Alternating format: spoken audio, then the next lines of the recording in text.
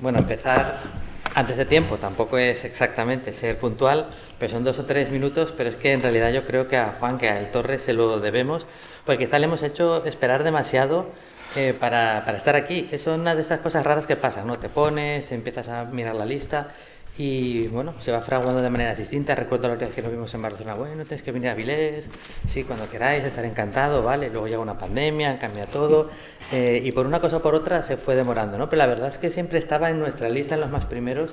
Incluso llegó a haber una cosa hace unos años que dijimos, pero ya lo tuvimos. Y nosotros, no estoy seguro que no, porque ya llega un momento en el que, como vas coincidiendo en festivales, ya se van sumando las ediciones. Pero sobra decir que estamos encantadísimos de tenerte aquí, porque además de ser una de las personalidades más activas en todos estos años de historieta que ya llevamos recorriendo juntos y viéndonos en salones y demás, sí que me parece que eres una voz importante dentro de lo que se está haciendo cómic en España. Y aunque tú sueles decir, bueno, son monstruos y bárbaros, en tu trabajo hay muchísimo, muchísimo más, y hay algunas de las páginas más interesantes, y yo creo que algunas, vamos a hablar ahora de ellas, de las obras que más hay que destacar de lo que se ha hecho también en España en estos últimos años, ¿no? Pero bueno, todos los viajes tienen un primer paso. Vamos a intentar que estos 45 minutos no se nos hagan demasiado cortos, pero sí que vamos a ir viendo también trabajos bastante ya está rebuscando extraños, y vamos a ir viendo dinosaurio. cosas así un poco de arqueología casi prehistórica, y vamos a empezar un poquito aprovechando esto, recordándole a la gente que tú comenzaste queriendo ser, o por lo menos dibujando. Sí, Y esto parece una tontería, pero para un guionista yo creo que esta es una herramienta también muy importante. bueno, la verdad, venir aquí a Avilés como un live goal desbloqueado, ¿no? Me ha salido la pantallita hasta del Xbox, logro desbloqueado, ya estás en Avilés. Yo creo que no me habéis invitado antes porque somos demasiados tíos con barba en el Sí, cómic. eso también. Y yo creo que ya nos confundimos los unos a los otros, ¿no? Sí vino, no vino, pero un tío gordo con barba que hace cómic, entonces sí vino. Total, que empezar aquí en... Todos tenemos un pasado, y el mío pues se remonta, ya lo habéis visto, a la época del Jurásico, cuando estaba el Triceratops y sacábamos fotocopias al lado de él, ¿no? Imaginad un mundo sin internet. Sé que cuesta, pero imaginad un mundo sin internet donde no te enteras de las noticias hasta que han pasado 3, 4, 5, 6 meses, 2 años. Y claro, imaginaros pues ese montón de gente que se había criado con los TVOs de Vértice, que tenía algo fantástico, que eran los cómics de Forum. Era todo un mundo nuevo donde llegaban cómics de Estados Unidos, o llegaban...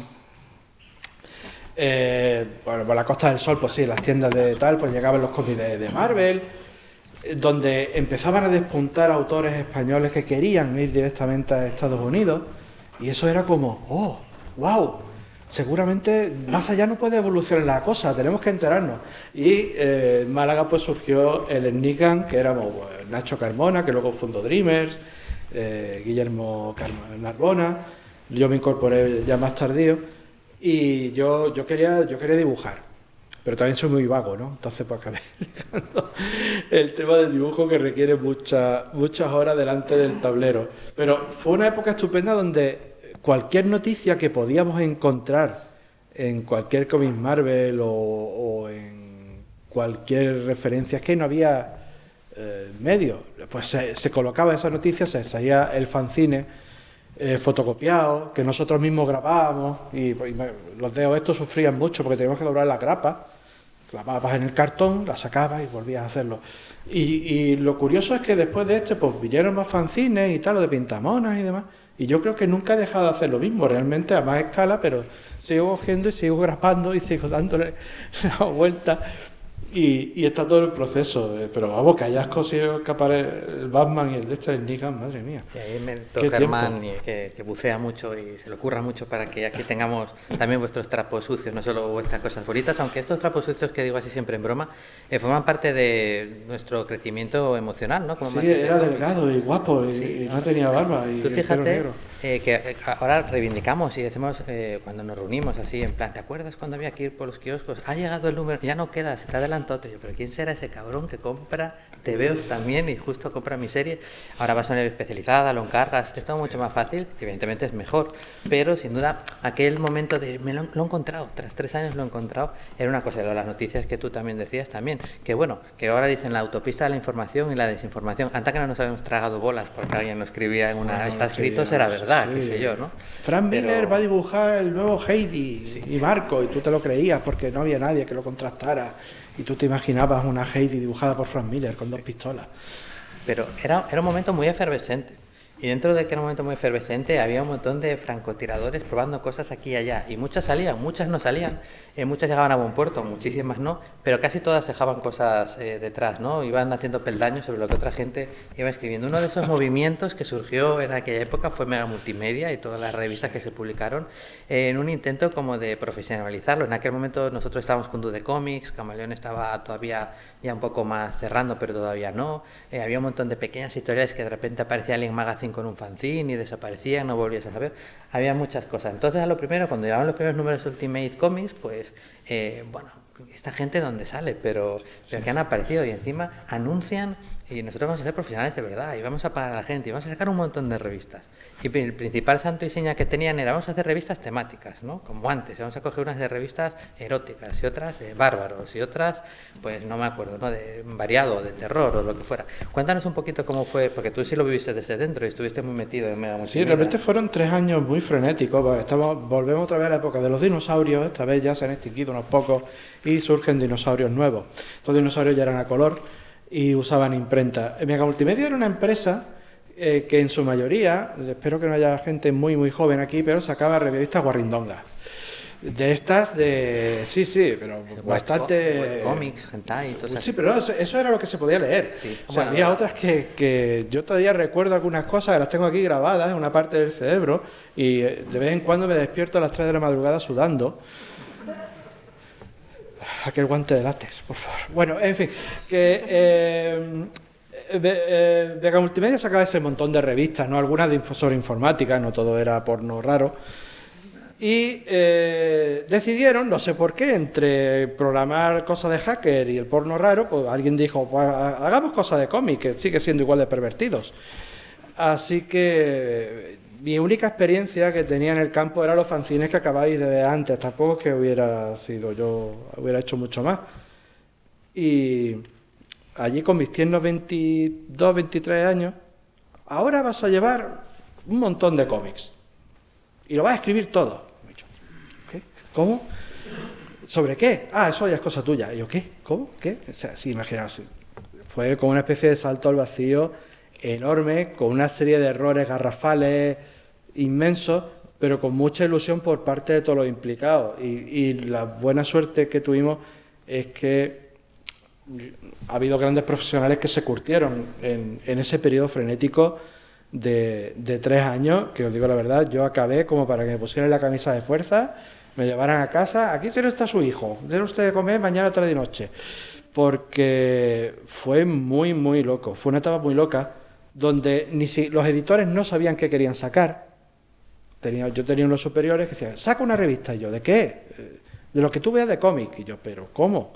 ¿De qué? ¿De acción, de terror? Sí, de las cosas que tú haces, y yo, ¿vale? Hacía 3 números, la cortamos, pero si se han quedado las series por cortar. No, vamos a hacer mala impresión y tiene que ser una revista de humor, pero de texto. Y yo, ¿de texto? Pero si nadie lee humor de texto. Ha sido al verlo, ¿no? De esos 2 primeros números, que era una cosa absolutamente bizarra, con horrendos artículos larguísimos, que tenían la gracia de un filete de ternera poco hecho, poco a poco, ya que empezaron a venir dibujantes muy buenos, que nos reíamos mucho del Jueves, pero al final acabaron todos en el Jueves, malditos. Y fue una cosa rarísima, donde yo acabé siendo la mascota, ¿no? de esa revista de humor, de Mala Impresión. A partir de aquel entonces, sí, cuando ya empezó lo de la tele que más ya cogió la revista su propia entidad y demás, y me gusta pensar que nos adelantamos mucho al humor que luego se llegó a ver después. Ese humor de Muchachada Nui, ese humor del absurdo, mucho guiño a la etapa bruguera. Y fue una época muy, muy estresante, porque es que era tal. Y tenía un sistema de distribución súper loco. Vamos, decían, donde más se vende 5.000 copias en Madrid, 5.000 copias en Barcelona. Y nosotros, qué bien. Vamos a sacar el siguiente número, vamos a hacer toda la distribución en Calasparra, Valdemulas y Socuéllamos. Pero sí, ahí no se venden. Claro, entonces cuando vean miles de copias, la gente lo cogerá y los sobrantes los vendemos en Madrid y Barcelona, que así se venderán. Y yo, ¿hay algo falla en esa lógica? Pero claro, no tengo yo mucha idea de esto. Lo mismo es una cosa genial que hacen y tal. Pues sí, quebraron al poco. Y bueno, yo abandoné un poco antes también por temas de cuestión de derechos de autor, ¿no? Porque claro, empezaron estas revistas y empezaron a publicarse en otros países. Y fue una cosa muy rara. Eran gente que fomentaba... Había mucha cohesión entre autores, redactores, porque éramos todos jóvenes y estábamos todos más para allá que para acá. Algunos teníamos una pedra muy gorda dada en la cabeza. Pero resulta que fomentaban mucho el rollo chungo dentro de la empresa. No hacían... Entra al despacho. Tú entrabas allá acojonado, sal del despacho. Tú salías, ¿qué he entrado y salido? Y luego llamaba a un compañero, ¿cómo te ha puesto el que acaba de entrar al despacho? Todo para evitar esa cohesión dentro de los autores. Entonces llegó el momento en que se empezaron a publicar fuera y dijo, habrá que pagarle un poco más, ¿no? Pues si se edita fuera, no, ellos han cobrado. Y bueno, voy a protestar. Y cuando me di la vuelta estaba solo, ya había un mal ambiente, así que dije, corto y me voy, lo monto por mí mismo y empezaré el camino a éxito y me estrellé. Y luego antes de conocerme me estrellé varias veces más. Toda mi carrera vais a ver cómo hizo tal cosa y se estrelló, ¿no? ¿Os acordáis del chiste de los Monty Python de los caballeros de la mesa del comedor? Que dice... Hijo mío, todos se ríen de mí cuando puse este castillo en el pantano y se hundió. Y luego puso otro castillo por encima de ese pantano y se volvió a hundir. Y luego puse otro y se quemó y se hundió en el pantano. Y ahora he construido esto que parece que me faltó que se hundiera. Pero pues esa es un poco mi carrera, no creáis. Pero es curioso porque fíjate, yo creo que esa época, como bien dices, ¿no? Ahí muy turbulenta, de tener que hacer tantos TVOs, tener que escribir tantas colecciones, es como cuando te dicen, mira, ahí vas a nadar tú, pero si yo no sé nadar, toma, ahí tienes, ¿no? Sí, ves cómo nadas, o bueno, nadas o te mueres, ¿no? Jama dijo aquí la última vez que estuvo, ya lo había contado en alguna ocasión más, que el mejor consejo nunca que le dieron para ser profesional era, mira, tú vas a tener que hacer antes de ser bueno 1000 páginas de mierda. Intentas hacerlas lo antes posible, ¿no? Y todo en ese aprendizaje de tener que hacer mucho, solucionar problemas, como tú dices, cometer errores, que más te tapas antes, que yo creo que te dejaron muy preparado para muchos de los guiones que vinieron luego, para saber cómo sí que había que hacer algunas cosas y cómo no. Pero dentro de esos castillos que se hunden, como bien decías, lo que dijo no es broma, él sí que dijo, pues me voy y lo monto yo. Y montaste Sulaco, creo que fue lo siguiente. Pero aún mirando para atrás y volviendo a Mega Multimedia, que decimos que siempre quedan cosas, quedan muchos autores ahora súper renombrados y muy seguidos por la gente, y quedan personajes, porque por ejemplo ahí creaste a Bribones, por ejemplo ahí creaste a Nancy Hell, que son personajes que siguieron contigo, que tienen muchos seguidores, que se han publicado en otros países y con los que a los que sigues volviendo de cuando en cuando. O sea que al final el castillo se hunde, pero no del todo, ¿no? Al final siempre quedan cosas de la arquitectura que está guay sobre lo que nos vamos construyendo. Pero cuéntanos un poquito cómo fue, claro, porque esto pasa mucho, tú lo oyes, ¡buah! Esto no se van a hacer una editorial. Voy a hacer una editorial y se van a cagar. Y luego, claro, tienes que hacer la editorial, ¿no? Entonces empiezas a ver a lo mejor las cosas de otra manera. Cuéntanos cómo fue la experiencia de Sulaco. Claro, fue también otro salto al vacío, donde dije, bueno, vamos a hacerlo más pequeñitos, vamos a hacer pues los cómics que a mí me gustan, vamos a rescatar a estos personajes que son míos. Y vamos a sacar los cómics, también van a estar súper guay, la gente me adorará y me querrán por ello y podré olvidarme del trauma de cuando me hacían bullying en el colegio. Pero el asunto fue que no era una buena época para hacer revistas. No era. Todo había escuchado el famoso desierto de los 90, finales de los 90, principios de los 2000, antes de la llegada y de la imposición del formato de la novela gráfica. Todas las editoriales estaban muy perdidas. Había algunas pues que subsistían pues sacando buenas series en grapa, había otras que sacaban, no había tomos de novela gráfica, había una cosa que le llamaban el prestigio, ¿no? Que era pues, un lomito. Ese tipo de colecciones y ese tipo de cosas, y esas pruebas, lo único que sirvió que era un mercado que estaba cambiando, era un mercado que el kiosco ya había dado su último coletazo. Ese sistema de venta de la revista y de demás ya no podía sobrevivir. Lo que pasa es que nosotros estábamos tan dentro de la rueda que éramos incapaces de verlo. La aparición de ese tomo de Bribones y de lo demás, de asociarnos con otras editoriales y otros intentos, lo único que que mostraba era, vamos a intentar buscar nuestro hueco. Había un mundo en el que las distribuidoras que seguían manteniendo, si os aburre este rollo de intraeditorial me lo decís, porque esto es una lata horrible, pero las distribuidoras todavía seguían manejando los parámetros de kiosco aplicados a librerías que todavía no estaban muy desarrolladas, con lo cual una editorial, aunque su TVO se vendiera, se encontraba con una serie de costes, de cosas y de evoluciones absolutamente inasumibles. Entonces, lo que es básicamente una labor de amor, que es, voy a contar esta historia que quiero hacer sobre dos bárbaros, que es que tengo que contarla porque es muy divertida y tal, la quiero contar a todo el mundo, y la realidad imperante en aquel entonces, que no permitía ese tipo de aventuras ni de saltos. Muchísimas editoriales, de casi todas las que estaban en aquella época, se tropezaron con los mismos problemas y ya dependían de sus recursos para seguir adelante o no.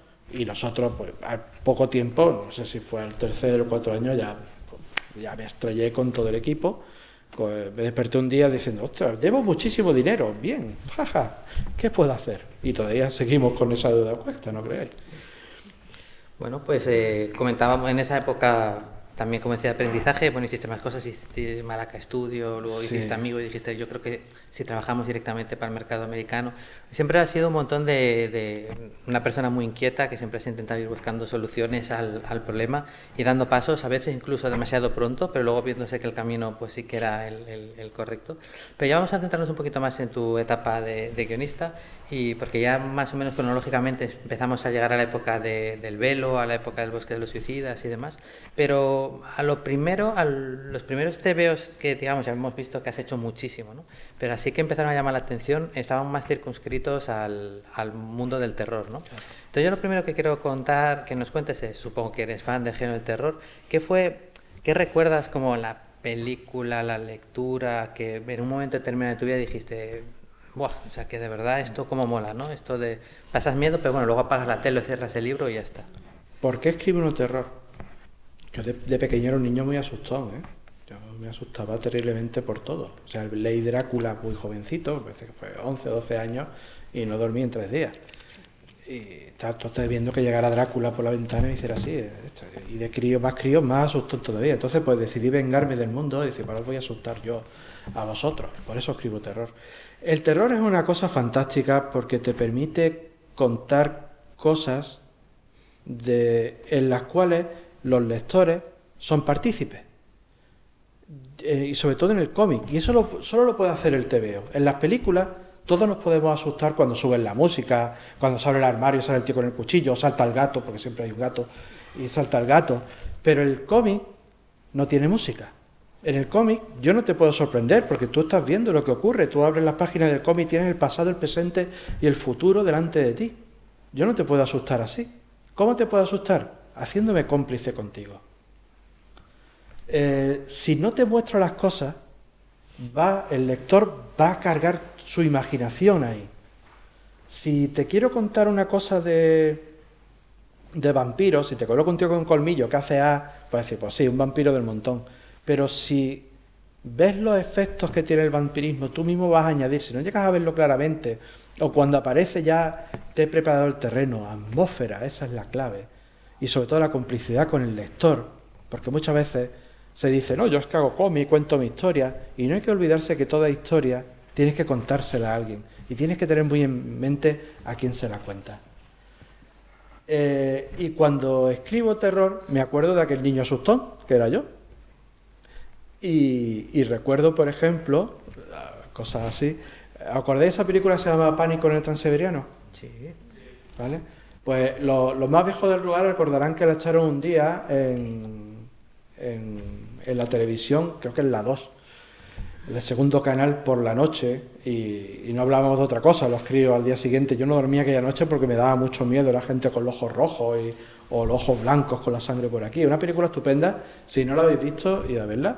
Es española, pero parece de la Hammer. De hecho, Christopher Lee y Peter Cushing son los protagonistas. Y bueno, sale Teresa Bala y sale un montón de gente. Yo recuerdo esa película porque tenía un pulso llevando el tema terrorífico. Tú no sabías ni qué era la bestia, tú solo veías lo que ocurría. Claro, ya si lees a Lovecraft, pues ya te suena un poquito de ahí, ¿no? Ya si conoces el cine de la época, también te empapa. Pero esa referencia cinematográfica la tienes ahí. Cuando leí Drácula, que bueno, lo leí en una etapa que estaba muy malito, ¿no? Estaba lleno de tubos y de tal, y me tenían que pasar básicamente las páginas, pero imaginar lo que está allí leyendo Drácula diciendo, madre mía, me voy a asustar yo solo y no me puedo levantar de la cama. Esa sensación de terror, pero sobre todo lo fantástico es que es un terror sobre el cual todos tenemos control. Sabemos que no va a salir, te estás asustando, tú mismo te estás provocando eso. Tienes un control absoluto. Cuando ves una película, tú no sales fuera pensando que va a venir Freddy detrás y te va a saltar. Y estás disfrutándolo. Dices, estoy por este pasillo oscuro, después de haber visto de The Ring, mira tú que si llega la niña del pelo largo. Mira tú si me tocan aquí por el hombro. Y estás pasándolo mal, pero al mismo tiempo disfrutas dándole vueltas. Esa sensación es estupenda porque somos nosotros desafiándonos. Y el terror sirve para eso. ¿Habéis visto La Cosa, la de John Carpenter? Es una estupendísima película de terror, pero que también trata temas mucho más profundos que lo que parezca a primera vista. Trata de la desconfianza del ser humano, o sea, de que no te fías, ¿vale? Que sí, que es un alien que mimetiza, pero realmente trata de que nadie se fía de nadie llegando a un extremo y que estás dispuesto a hacer cosas terribles porque no te fías de los otros. Y el terror sirve para contar esas cosas. Terror y cualquier otra cosa, ciencia ficción también.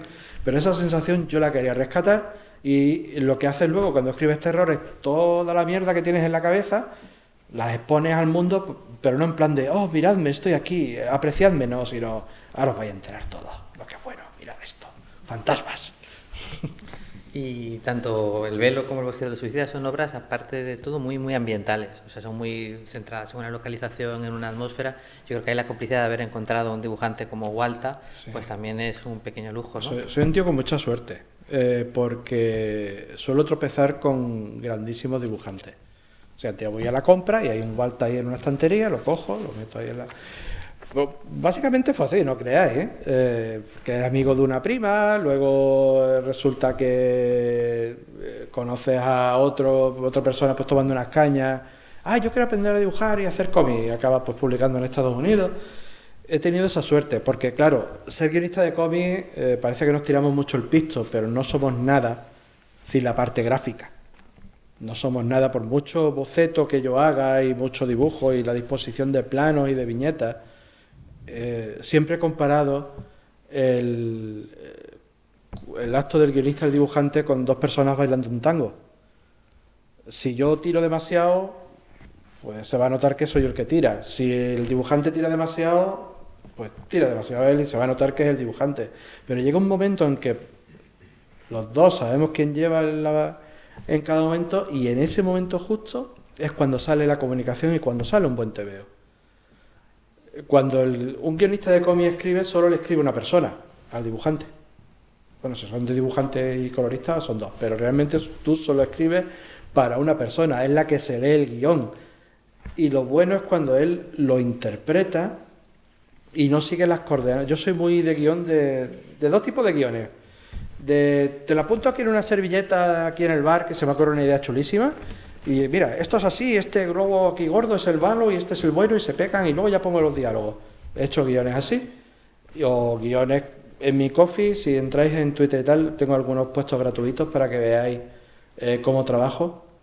Por ejemplo, uno de los últimos que he hecho, Salazar, que es una adaptación de una cosa de un piloto que nos ha rodado. El TVO tiene 80 páginas, el guión tiene 160. Pero porque es plan enfermizo, ¿vale? Esta chica canta, ¿no? Hay una canción que ella está cantando junto al río. He buscado la documentación, una canción vasca del siglo XV, porque es la que tiene que cantar, porque si no soy muy... Cuando es una época histórica o es algo ambientado en un sitio concreto, soy muy enfermizo con la documentación, pero trato de decirle al dibujante por qué es importante. El terror requiere de una cosa muy importante, ya lo hemos dicho, que es la complicidad del lector. Y la complicidad solo la conseguimos si realmente te crees que esa parte normal en la cual el elemento terrorífico llega es real. Si todo es terror, por ejemplo, Lansing Hell, es una obra de terror. Yo no considero que sea una obra de terror, es una obra de chusca de serie B, de una tía con motosierra que mata demonios.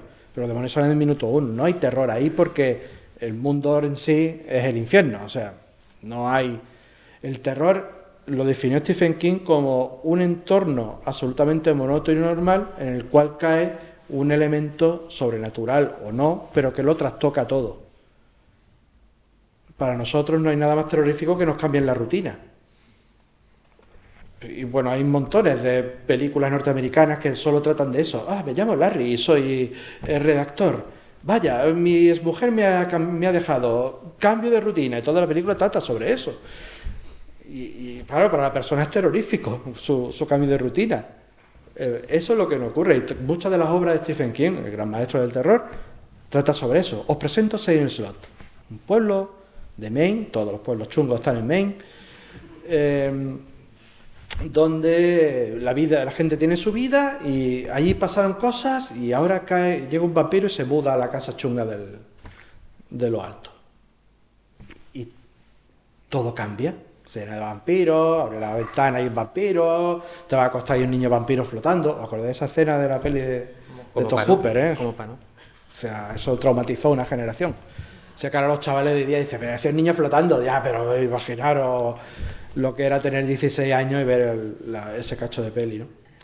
El asunto es que si no contamos con eso para trasladar la historia, no cuento con el dibujante, por ejemplo, Balta, ¿en qué es bueno Balta? En transmitir esa realidad. Es que Gabriel puede dibujarte una nave espacial, la última que ha hecho, que es Sentient, con guión de Jen Lemire, no sé si la habéis leído. La cotidianidad ahí es una nave espacial, pero es que te la crees, ¿no? O bueno, en el caso del Bosque de los Suicidas, pues quisimos contar cómo sería pues vivir al lado del bosque de Aokigahara, donde va la gente pues a suicidarse. También habrá gente que irá a comer pipas al huerto del monte, pero va bastante gente a acabar con su vida. Y queríamos contarlo, pero eso solo lo logra transmitiendo la cotidianidad, diciendo, pues esto, ¿cómo vive la gente ahí? Si van a la compra, ¿cómo lo hacen? Y eso es documentación. Te lo pasas muy bien escribiendo fantasía, porque la documentación sale de aquí. Me invento una ciudad que es Gerada, que tiene reminiscencias de Sevilla, de Granada, de Landmark de Fritz Leiber, de aquí, de allá, pero eso te lo inventas y creas ese mundo, ¿no? Y te lo pasas muy bien. Pero, por ejemplo, en Roman Ritual, pues te tienes que estudiar cómo están divididos las diferentes congregaciones del Vaticano. Y te ves pues documentaciones inmensas que luego al final no usas. Pero no usas en el TVO, pero tienes que conocerlo, tienes que conocer que si la habitación del Papa está de la plaza de San Pedro mirando para este lado, pero las privadas miran para adentro. Y luego al final la gente no lo sabe, pero tú sí has logrado transmitir esa sensación de verosimilitud, de realidad, para que luego cuando ponga a un tío vomitando mosca, pues la gente diga, wow, es que está vomitando mosca. Otros dos cómics que estuvieron muy separados en el tiempo y que fueron para mucha gente, ¿no? Como, mira, especialmente relevante, que fue El fantasma de Gaudí, ya que hablabas de encontrar a grandes dibujantes, ahí está Jesús Alonso Iglesias, o Goya lo sublime y terrible, que tienes ahí a Fran también dándolo todo. Y son dos cómics que yo cuando iba leyendo opiniones de la gente decía, bueno, porque es un acercamiento del Torres que está muy vinculado a lo fantástico, pues hacia temas un poco más costumbristas o realistas. Digo, pero no se han leído el TVO, no puede ser. Digo, pero sí, precisamente son dos donde la han metido doblada y ha llevado la historia del personaje, bueno, en el caso de El fantasma de Gaudí o de Goya, al terreno de lo fantástico en el que se encuentra tan cómodo. Claro. Y yo creo que precisamente son dos de los TVOs en los que como guionista te he encontrado más en tu salsa, ¿no? Porque ahí la documentación sí que es más evidente, pero al mismo tiempo también el elemento fantástico está impregnando cada página. Sí, el fantasma de Gaudí es casi una obra de encargo, ¿no? Me llama el editor, Ricardo Esteban, que ahora está en 9-9, y me dice, escribe algo de Gaudí. Y yo, ¿de Gaudí qué? ¿Qué sabes de Gaudí? Pues Gaudí era un señor y le pilló un tranvía, o sea, tampoco hay mucho que contar, trabajaba mucho, pues, hablaba catalán. Total, pues digo, bueno, pues voy a escribir algo sobre Gaudí. Así que pues surgió la idea, ¿no? Estaba ahí sentado y dije, bueno, pues vamos a ver vamos a hacer que el personaje sea una cajera de Mercadona. El personaje principal, porque estamos todos hartos, porque al principio era una investigadora de Gaudí, tío, esto suena a Dan Brown, pero malo, ¿no? Pues la protagonista va a ser una cajera de Mercadona y la llamé Toñi, como mi tía, que en paz descanse, y digo, pues esa va a ser la protagonista. Y luego voy a sacar un policía que sea absolutamente antipático para todo el mundo y que tampoco dé mucho pie con bola, o sea, que realmente de la que lleve la historia y que al mismo tiempo me sirva a mí para descubrir a Gaudí, ¿vale? El fantasma de Gaudí tenía eso. El personaje de Toñi, ella va descubriendo a Gaudí, pero de la manera chunga, ¿no? Que es, pues, se va encontrando muertos. Voy a ver la casa Calvet. Oye, un muerto. Y se lo va tropezando así, pero me servía para decir, vamos a hacer un mapa, un recorrido de Gaudí, pues con su psico-killer, un tío que está muy loco con Gaudí, pero en plan mal, y un personaje que va descubriendo a Gaudí la parte bonita, pero al mismo tiempo que hay una trama de un poco de thriller, ¿no? Hay más que elementos, decía, esto es un thriller policíaco, digo, esto es un guialo de Abel Ferrada o de Lucio Fulci, pero plantado ahí. Y bueno, tuve la suerte de tener a Jesús Alonso, que a Jesús le dice, oye, es que me encantaba la vida, ¿no? Si cogéis cualquier página de STVO, pues veis, yo le escribía, hay una calle, hay gente, yo que sé, una pareja, una señora con un perro, y luego ves la viñeta y te crees esa calle de Barcelona. Y es que te la creen. Más allá de la documentación que tiráramos de Google Maps, que daba gusto, pero Jesús transmite eso, ¿no? Gabriel te transmite en un bocetillo toda esa magnífica atmósfera y Jesús pues hace... si tenéis el fantasma de Gaudí por ahí, esperad que haya una edición nueva, pero si lo tenéis allí más a mano, veréis la maravilla que es, pues eso, ver una pareja de novios que están discutiendo y te los crees, o ver a la señora con el perrito, o ver a una pareja de novios que está por ahí dando vueltas. Eso es lo fantástico que tiene STV. Luego, pues con Fran tuve la suerte de hacer Goya los sobrinos de Terrible, que ahí iba más en tiros fijos. Realmente iba a hacer Galdós antes que Goya, pero todavía no encontraba yo aquí el puntillo de hacer el Galdós. Y digo, bueno, pues colamos en medio la historia de Goya, que sí la tengo mucho más pensada, porque vamos a hacerla sobre las pinturas negras, y lo que hace Goya es capturar el mal en los cuadros, y luego al final no se parece nada a la idea primera, porque voy a revelar aquí un gran secreto. Yo no tengo ni pajolera idea de lo que escribo. No tengo ni idea. O sea, yo admiro mucho a los guionistas que dicen, yo me siento, hago el plot, luego hago una escaleta, y la escaleta la divido, y luego pues veo dónde están los puntos de giro y las subtramas, dónde las tal, y yo lo escucho y digo, qué puto genio. ¿Y tú cómo lo haces, Torre? Pues yo digo, empiezo, viñeta 1, pues, suelto ahí los personajes, haced cosas para mí, personajes, y los miran, ¿no? Y a veces, mira, acaba de matarlo, vamos a copiarlo, lo mata. Vale, lo divido en viñetas y tal, sí, vale, pero es que a veces que se quedan ahí sentados mirándose uno al otro, yo... ¿Haced cosas? Venga, mataos. ¿No? Pues no, vamos a tomar... Y por eso a veces me paro, a veces me bloqueo y no sé lo que harán, o están muy a gusto, digo, ¿por qué lo voy a sacar de aquí, animalicos? Si están muy bien. Y por eso me paro, por eso muchas veces empiezo, ¿de qué va esta historia, Torre? Pues esto va de eso, pues Goya captura el mal en los cuadros y el mal quiere salir y tal, y hay masacre y tal, pero si al final ha hecho una cosa sobre la creación y la locura, ya, pero es que es lo que ha querido. Yo solo lo he transcrito, soy un mero, pero un mero, el del mar. Y no sé si te encuentras más cómodo, porque tú has trabajado con personajes de otros, que es como que te dan sus juguetes y te dicen haz con ellos lo que quieras, pero luego los tienes que devolver, tipo los personajes del Ministerio del Tiempo, bueno, el caso de Virtual Hero que estamos viendo. Y también ha pasado lo contrario, o sea, tú en un momento determinado le has dejado tus juguetes a gente para que juegue. Hay un montón de dibujantes que han podido trabajar como los mismos personajes tuyos, pero también has dejado que otros autores como Desiree Bresson, por ejemplo, pues guionicen historias con tus personajes o en tus universos. ¿Cuál de las dos opciones te hace sentir más cómodo? Cuando ves que hacen cosas con tus personajes, ¿te da un poco de medillo o eres súper feliz? Y cuando tienes que trabajar con personajes que sabes que vas a tener que devolver, ¿cómo lo afrontas diferente? Cuenta un poco. Creo que lo paso mucho mejor dejando mis juguetes. ¿Sí? Sí. En el caso de Desi, por ejemplo, en el Bosque de los Suicidas, dijo, voy a escribir algo sobre el Bosque de los Suicidas. ¿Quieres que haga un parámetro o algo? Haz lo que quieras.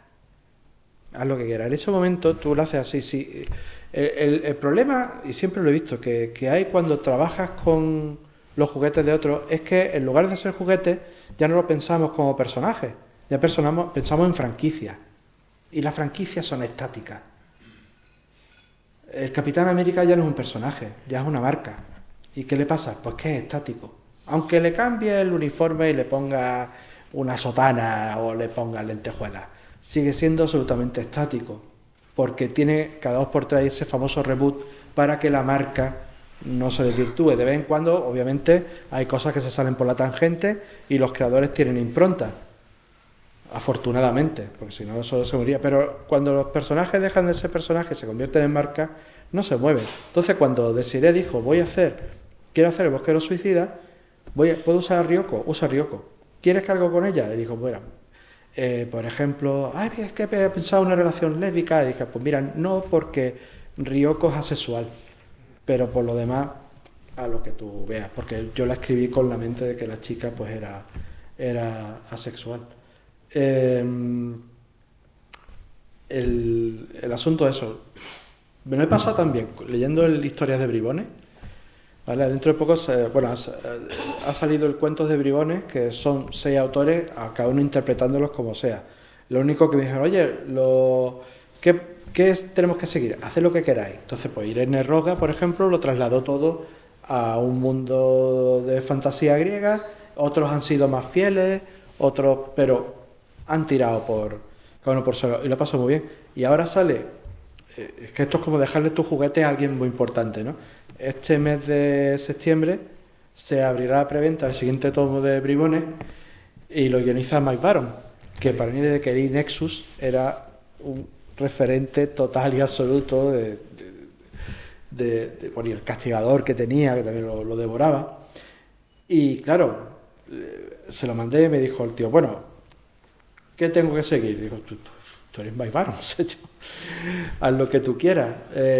Vale, los personajes no los puedo matar porque los querrás continuar y tal, así que ya veré lo que hago. Y ha hecho una historia que ahora que tengo que escribir yo el siguiente, digo, ahora como narices sigo yo esto, porque ha dejado el listón muy arriba.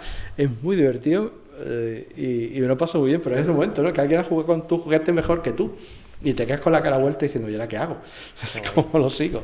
Y bueno, como nos va quedando mucho tiempo, vamos a acelerar un poquito cronológicamente. Para no dejar sin tocar todo este tema de cuando te toca jugar con juguetes ajenos, ¿ha habido alguno en el que especialmente haya habido una supervisión excesiva, que haya llegado a ser incómodo? Sí. Precisamente en el Ministerio del Tiempo. El Ministerio del Tiempo fue un mal trago. No quise ni continuar el siguiente porque yo quizás... A ver, el mundo del audiovisual y yo... como industria, pero como personas siempre pues, nos llevamos bien porque son aficionados, los autores, los creadores, los actores, los directores, todos son aficionados, nos llevamos bien. Sin embargo, la mecánica de la industria de la visual se mueve por unos parámetros muy antagónicos con la manera de que los que hacemos TVO tendemos a entenderlo. Entonces, hay autores que dicen, pues tú me pagas y de repente... Ya no me volvéis a invitar, págame el dinero y me despreocupo, y hay otros pues como yo que son idiotas que les gusta inmiscuirse mucho en el proceso de creación. El asunto que el Ministerio del Tiempo pues creíamos que teníamos esa libertad, entonces pues era una historia buenísima, lamento decirlo así, pero una historia tremendamente buena, y se quedó en el 5%. Y fue una bajona tremenda diciendo, hostia, yo no quiero continuar una segunda parte, dejé el blog plots y ya que hicieron lo que hicieron. En el caso de Virtual Hero, yo me temía mucho al Rubius, lo temía como una bala verde, porque yo veía los vídeos diciendo, nos va a dar el coñazo y esto va a ser terrible. Pues fue todo lo contrario, era nuestro escudo. Las que no tienen ni idea eran las editoras. Entonces nos hacían cosas del tipo, pues el Rubius siempre tiene que aparecer sonriendo. Yo, ¿sonriendo? ¿Cómo que sonriendo? Y hablábamos con él y él que decía, no, que esto tiene que ser así, esto tiene que ser de tal, y fue un poco el escudo que teníamos, porque claro, venían de un mundo editorial que no tenía nada que ver con el mundo del TVO, ni comprendían sus lecturas, ni sus parámetros, ni nada, así que por ahí nos sirvió bastante, la verdad, y luego pues se convirtió en una serie de animación y se quedó justo en la segunda temporada. Teníamos pensado una tercera que era tremenda, porque lo que planteamos es, vamos a hacer Virtual Hero del Rubius sin el Rubius, vamos a matarlo en el primer episodio y continuamos sin él. Y se quedó ahí en la cosa. Podría ser un bonito experimento. Sí, y para ir rematando con dos preguntas más, antes mencionaste que antes de Goya tú pensabas hacer el Galdós, pero finalmente sí hiciste Galdós en la miseria. Sí. ¿Cuántos hacían? ¿En qué momento se desatascó? ¿Cuál fue la pieza que dijiste, coño, ahora sí? Conocer a Alberto. Conocer a Alberto. A veces tú tienes la historia en la cabeza y demás, y gracias a... Cuando conocí a Alberto, pues dije, ostras, pues sí, es el de Galdós, porque Galdós tiene que tener esta pauta. Lo estaba leyendo, ¿no? Antes, cuando digo que copio, es verdad que copio. Leo, te veo en la cabeza y, pues sí, la página es total, y tratas de transcribirlo. El asunto es que nos tuvimos que parar, porque Galdós iba a ser una obra en dos tipos, Fortunata y Jacinta, ¿vale? Galdós y la miseria y Galdós y la ceguera. Y Alberto pues se puso enfermo, le detectaron un tumor y estuvimos un año a ver cómo sale la cosa. Ha salido todo estupendamente, se ha quedado que no le ha hecho falta ni quimio ni nada, y hemos empezado a trabajar de nuevo, pero la siguiente Galdós, no sé si habréis leído Galdós y la miseria, pero por ese título podéis saber que no es un libro precisamente de alegría y de recoger flores. Pues la ceguera es todavía peor, ¿no? Porque ya, pues, mira, esta hay muerte y enfermedad y mucho drama por todos lados. Digo, no creo que sea el momento para que Alberto se ponga a dibujar a una señora que se muere de hambre en una cama.